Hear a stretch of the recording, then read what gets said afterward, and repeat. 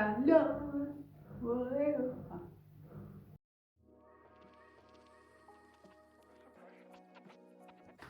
Bienvenidos una vez más a mi canal. Yo soy Mayra y esto es La H es Muda. En este canal yo leo los libros y se los cuento, y en el día de hoy no vamos a hablar de uno ni de dos, sino de varios libros. ¿Cómo están, chicos? Bienvenidos una vez más al canal. Acá por donde yo vivo estamos pasando por una ola polar, y la palabra polar se queda chico porque la verdad que el frío que he sentido en este fin de semana del horror es impresionante. Han sido como 3, 4, 5 días de un frío muy intenso, un frío gélido que se te mete por los pies y que no te suelta. Así que bueno, espero que no la hayan pasado tan mal. Yo no es que la haya pasado mal, pero vivo en una casa donde solamente hay electricidad y todo bien. Podrá ser muy eficiente la energía eléctrica, pero no calienta como calienta el gas o como calienta capaz una salamandra. Entonces, bueno, hay que reconocer, digamos, las limitaciones de la calefacción eléctrica. Sea como fuere, entonces, este va a ser un video como más de chill, porque no les voy a hablar de un solo libro, sino que les voy a ir contando algunos libros que he estado leyendo y que no han llegado a ser videos en el canal, y que probablemente no lleguen a ser videos en el canal, pero de los cuales igualmente me gustaría hablar. Así que vamos a empezar. Dentro de mi pilita tenemos a Las maldiciones de Claudia Piñeiro. Esta autora es una autora argentina muy conocida, o sobre todo conocida por su novela de Las viudas de los jueves, libro que por cierto yo tengo, este libro, que me acuerdo que nos lo hicieron leer en el secundario y yo no lo leí en ese momento, lo leí muchos años después. Me gustó muchísimo y es por esto que cuando en la mesa del supermercado, en la sección de libros, vi que habían más títulos de la autora, agarré y elegí este. Me salió baratísimo, hace un par de meses salió 10.000 pesos, imposible comprar un libro por ese precio en el día de hoy, siendo además un libro nuevo. Y es un libro que está muy bueno porque nos habla de, casualmente, las maldiciones. Los diferentes personajes tienen distintas maldiciones familiares, por decirlo así, que a medida que ellos van desenvolviéndose dentro de lo que es el libro, esas maldiciones terminan definiendo su destino y su manera, obviamente, de hacer y de actuar dentro de lo que es el libro. Y todo eso gira alrededor de una maldición todavía mayor, que es la maldición que dice que supuestamente los gobernadores de la provincia de Buenos Aires no son, por más que quieran, aunque se candidaten, aunque tengan mucho apoyo popular, nunca llegan a ser presidentes de la nación. Es un tráiler porque tiene mucha acción, pero a su vez que pasa dentro de lo que es el mundo político, y está muy bueno porque no tiene nada que ver con política. Es como que se mete dentro de los personajes, y me encanta la aclaración de que cualquier semejanza con la vida real es mera coincidencia, a pesar de que probablemente muchos de los hechos relatados en este libro puedan ser bastante verdaderos. Así que está muy interesante, la verdad a mí me gustó muchísimo, me entretuvo, me quedé incluso con gusto a poco. O sea, me hubiese gustado que se desarrollara incluso todavía más algunas cuestiones, pero es un libro que está muy bueno, y si tienen la posibilidad de, como yo lo hice, encontrarlo de vuelta dentro del supermercado, llévenselo porque está muy bueno. Hay otros títulos de la autora, pero bueno, como yo solamente he leído estos dos títulos, no tengo mucho criterio para elegir sobre ellos. Así que si tienen algo de esta autora para recomendarme, déjenlo en los comentarios, porque la verdad me gustaría seguir leyendo sobre Claudia Piñeiro. La verdad que me gusta mucho cómo escribe. Este libro, como les digo, está su escenario general vendría a ser el mundo de la política, y a colación de esto es que les presento el siguiente libro, que es El Leviatán de Thomas Hobbes. Este libro no es literatura específicamente. Si han visto el segundo blog que hice, seguramente van a reconocer este libro, porque en realidad, como les digo, no es literatura. Es un libro que a mí me dieron para la facultad en la materia de Introducción a Ciencias Políticas, y en realidad es un escritor de la época del siglo XVI que empieza a hablar o a pensar por qué existe el Estado, por qué vivimos en sociedad.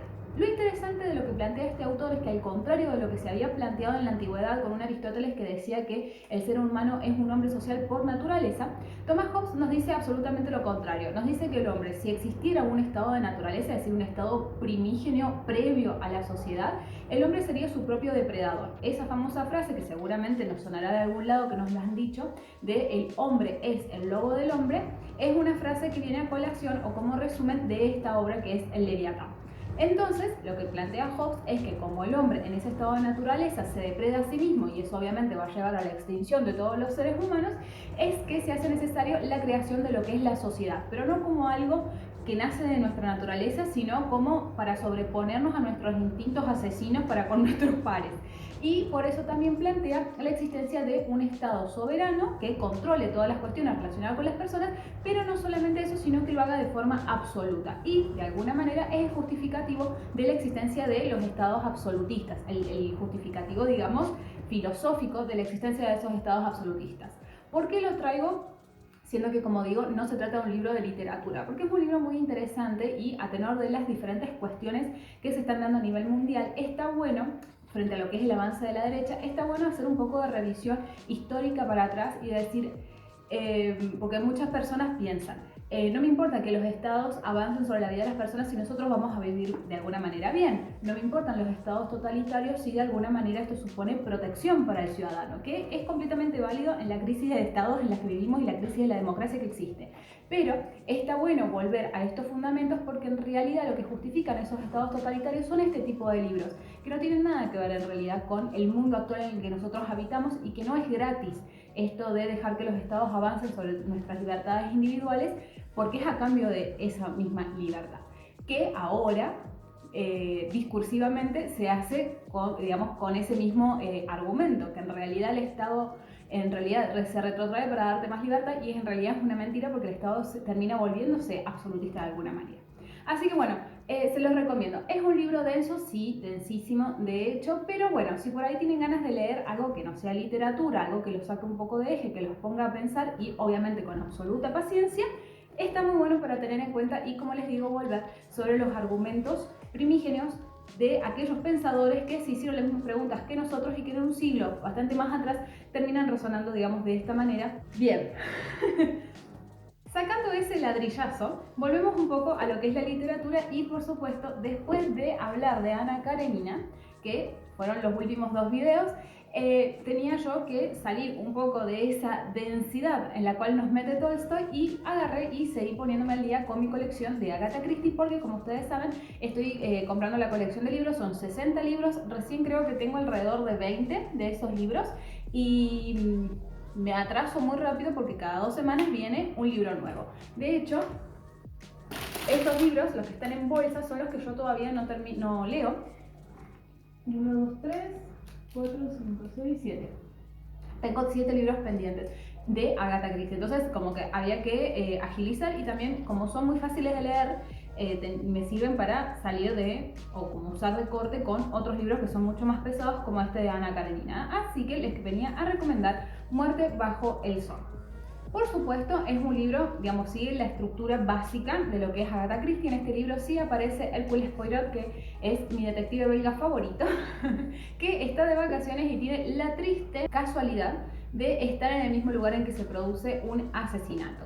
Lo interesante del libro es que el relato es más o menos parecido. Ya después de 15 novelas que he leído de Agatha Christie, ya, digamos, la estructura no me sorprende. Entonces, como que estoy bastante familiarizada con lo que hace y con cómo narra Agatha Christie, pero a pesar de eso, los personajes siguen siendo muy entrañables. Entonces, de este libro, si bien el misterio en sí de quién es el asesino tal vez nos parezca como chiquito, hay un personaje en particular que es la hija del viudo, que me genera mucha ternura, porque es una chica que tiene 16 años, que se encuentra con una madrastra que detesta, que aborrece, y cae en hacer una cosa muy particular, que si lo leen se los dejo, no se las voy a spoilear, pero cae en hacer una cosa muy particular, que es la única forma en que ella se le ocurre que puede desear o de alguna manera sacar lo que a ella le hace sentir mal de esta madrastra, que no se banca de ninguna manera. Y nada, me parece muy tierno, muy ingenuo, porque incluso es eso lo que la lleva a creer que ella ha sido la asesina de su madrastra. Ahí sí, ya les hice un adelanto, la niña no es la asesina, pero me parece, digamos, muy interesante cómo se van llevando los personajes, y en este en particular rescato ese factor humano que Agatha Christie es muy buena al momento de llevar adelante dentro de lo que son sus novelas. Como les digo, no es ninguna novela de las mejores de ella. De hecho, sigo creyendo que el de Y no quedó ninguno y La casa torcida son los mejores que he leído hasta ahora, pero este tiene ese factor dentro de lo que son los personajes que me parece muy tierno, está muy lindo y me gustó muchísimo, así que lo recomiendo. Por último, les traigo un libro que no es un libro que no haya leído, sino que más bien es una relectura, que se llama Arte Menor, de Bettina González. Este libro, que claramente está hecho medio pelota, salido del Averno, salido de las profundidades de la biblioteca de mis padres. Es un libro que cuando nosotros teníamos unos 14, 15 años en el secundario no los dieron dentro del listado de libros que teníamos que elegir para leer.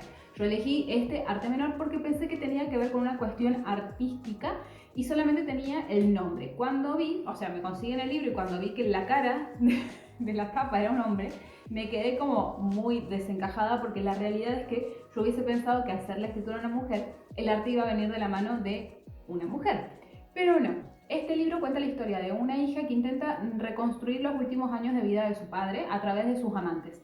Su padre fallece cuando ella todavía era adolescente. Muchos años después ella se encuentra con que ese vacío que le ha dejado el padre es un vacío que no puede superar y necesita saber más. Y eso la lleva casualmente a intentar contactar con sus amantes a través de las estatuas que él le regalaba, que eran la misma estatua, ¿no?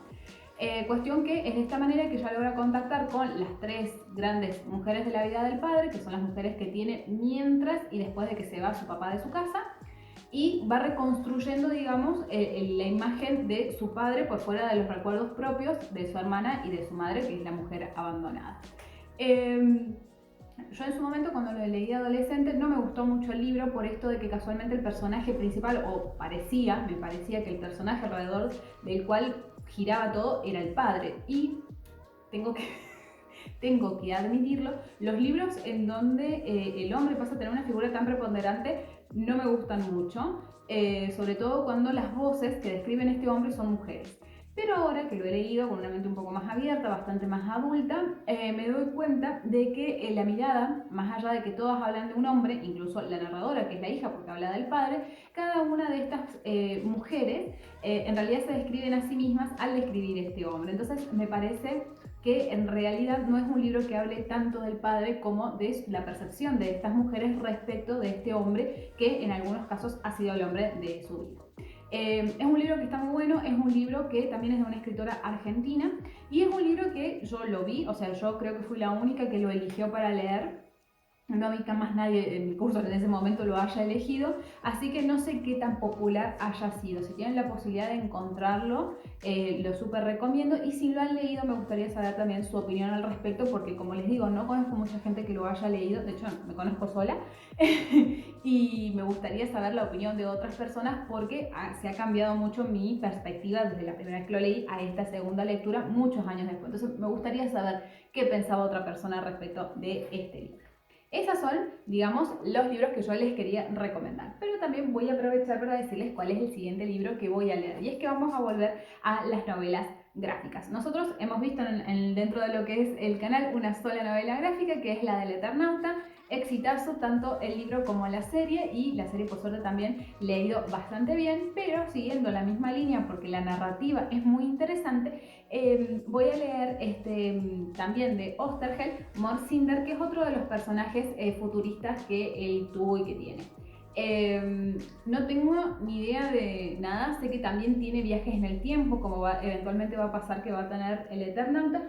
Y nada, les quería comentar que lo voy a empezar a leer y muy probablemente lo traigamos al canal como para tener también un poco más de referencia del mundo de Oesterheld, que fue un creador de personajes que no solamente tuvo al Eternauta, digamos, el Eternauta es su personaje más conocido, pero no es el único personaje. Entonces me parece interesante traer un poco más de ese mundo que, según parece, es una cosa impresionante. Entonces, con muy buena predisposición voy a empezar a leer este libro, y si es lo suficientemente interesante para mí, lo voy a estar trayendo también a lo que es el canal. No solamente vamos a hablar de libros en este video, sino que también les voy a hacer dos recomendaciones de dos cosas que he estado viendo. Igual no sé si una es una recomendación, ahora que estoy pensando, pero vamos a hablar de dos productos, no libros, sino productos cinematográficos que estuve viendo y que me gustaría recomendar. El primero de ellos es el documental de Netflix de Nora Dalmaso. Es una miniserie, tiene 3 capítulos de 1 hora más o menos cada uno. Ha sido recientemente estrenada y cuenta la historia de Nora Dalmaso, una mujer también argentina, asesinada, esto es importante, no es que muere, sino asesinada en su casa a fines del año 2006. En extrañas circunstancias o en circunstancias que no se puede dilucidar. Ella estaba sola en su casa, Su marido estaba en Punta del Este, a un montón de kilómetros de distancia, su hijo estaba en Córdoba, también a un montón de kilómetros de distancia de donde ella estaba, y su hija estaba en Estados Unidos en un viaje de intercambio. Lo interesante, o lo macabro, digamos, de lo que fue el caso, no es tanto el crimen en sí, sino el hecho de que fue uno de esos casos en donde acá se encargaron de defenestrar la vida privada de la víctima, de la familia, y esto terminó llevando a que se dijera que la mujer había tenido múltiples amantes, que se hicieran remeras que decían yo no estuve con Nora, una persecución mediática sin precedentes para lo que fue la familia, y la acusación incluso, o la imputación en la causa que se hizo tanto del hijo y del padre, como por presuntos asesinos de Nora, cuando ellos estaban a un montón de kilómetros de distancia y era imposible que ellos estuviesen en ese lugar a la noche. No solamente esto, sino que además revelaron cuestiones íntimas también de la familia en general, porque incluso hacen que el chico tenga que, el hijo de Nora, confiesen que era homosexual en una época en donde todavía esto abiertamente no se podía decir del todo, o implicaba todo un proceso tanto personal como para la familia aceptar una cuestión así, y él tuvo que salir, mejor dicho, no tuvo que salir, la prensa salió a contarlo antes de que él incluso pudiera conversarlo con su padre viudo. Al final de cuentas, digamos, lo interesante de esta serie es que te cuentan un poco de lo que es el crimen, te cuentan un poco de lo que son las acusaciones y la persecución mediática, y cómo todo, al final, se terminó yendo tan por las ramas que a día de hoy el crimen está a punto de prescribir, porque acá los delitos prescriben a los 20 años, entonces el delito está a punto de prescribir. Se sigue sin saber quién fue, a pesar de que, por suerte, sobreseyeron tanto al viudo como al hijo, porque no había pruebas para mantenerlos imputados, pero lo interesante es eso, que toda esta cuestión mediática se terminó diluyendo tanto, que al final no tenemos un culpable de ese crimen a quien señalar de esa manera, sin contar la deshumanización tremenda que se ha hecho no solamente de la víctima, sino también de todos los miembros de la familia que estaban duelando a una madre y a una esposa. Me pareció que estaba muy bueno, estaba muy interesante, y aparte me retrotrae a un caso en el cual yo ya tenía memoria porque yo era adolescente para el 2006. Y sí, lamentablemente fue de esa manera, de lo único que se hablaba en los noticieros era eso, y verlo en retrospectiva lo hace incluso más violento, porque también nos muestra un poco que algo de conciencia a lo largo de los años hemos ganado, y bueno, me parece interesante recomendarles si es que todavía no lo han visto. Otra cosa que estuve viendo, porque para pasar estos días de frío había que ver algo, es Orgullo y Prejuicio y Zombies, que creo que también está en Netflix. No es una película nueva, es una película que tiene varios años, desde antes de la pandemia incluso, que casualmente parodia Orgullo y Prejuicio de Jane Austen y le agrega el elemento de los zombies. Yo sabía, o sea, yo cuando la vi no estaba esperando una obra maestra, pero si la van a ver, véanla riéndose mucho, porque ya cuando metes zombies dentro de la historia ya es para cagarse de risa.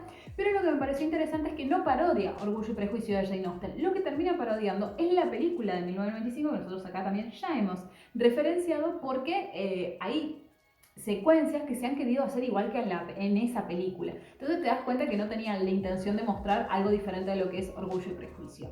Lizzie Bennet es una actriz, es un personaje en esta película insufrible. Yo no sé si le dieron esas indicaciones de poner esa cara de vinagre constantemente, que si lo hace está perfecto. Pero si pasamos las incongruencias de que estas mujeres han sido entrenadas en las artes marciales del Japón y de la China, creo que es una película pochoclera bastante interesante para ver, como les digo, en estos momentos en donde uno tiene frío y no sabe muy bien qué hacer y puede ponerse a ver una peli, véanla. Pero la verdad que lo que me he reído de la vergüenza ajena no tiene sentido. De hecho, también aprovecho y les digo que vayan a ver, si es que todavía no la han visto, una loca película de vampiros, creo que se llama así, que casualmente parodia Crepúsculo. Chicos, me da menos vergüenza ver esta película que ver la de Crepúsculo. Está muy bien hecha y bueno, el otro día logré que la viera mi marido, nos hemos reído bastante, pero por eso, porque tiene mejores efectos y te da menos vergüenza ajena que la original, lo cual en una sátira no debería ser así, se supone. Pero bueno, esas son algunas de las recomendaciones que les hago para estas vacaciones de invierno. Este va a ser un video, como les digo, cortito. Yo ya sé que termino siempre hablando de la facultad y de la escuela, pero lamentablemente es medio lo que me termina moviendo, digamos, el ritmo. Entonces, este va a ser un video cortito porque estoy rindiendo finales. En este caso, la mayoría de mis finales van a ser escritos, entonces estoy en proceso de producción y ya la semana que viene tengo fechas de entrega de esos trabajos, entonces tenemos que ir rapidito. Pero, como les dije en el video pasado, este mes vamos a terminar con la saga de Crepúsculo. No tanto solamente porque quiero empezar con otra saga que es Los Juegos del Hambre, sino también porque quiero hablar de Crepúsculo. Aunque a su vez me da mucha pena porque significa que ya no voy a poder hablar más de Crepúsculo. Pero bueno, hay que saber elegir las batallas y a veces, bueno, hay que dejar ir cosas para que vengan cosas nuevas. Así que esperen esos videos, chicos. Espero que le estén pasando bien, que el frío no les haya afectado en nada de suma importancia. Estamos en las puertas de las vacaciones del invierno, así que espero que les empiecen con todo. Estamos en la semana de dulzura, espero que también les regalen muchos chocolates y golosinas. Y yo por mi lado me voy a despedir. Nos encontramos el próximo viernes al mediodía, no sin antes pedirles que no se olviden de dejar un like, de suscribirse a este canal. Si les ha gustado este contenido, háganlo por favor, porque está como súper estancado la cantidad de suscriptores, así que si les gusta, por favor, suscríbanse. No se olviden de dejar algún comentario si tienen algún tipo de sugerencia o algo que quieran dejar y nos vemos la semana que viene. ¡Besos!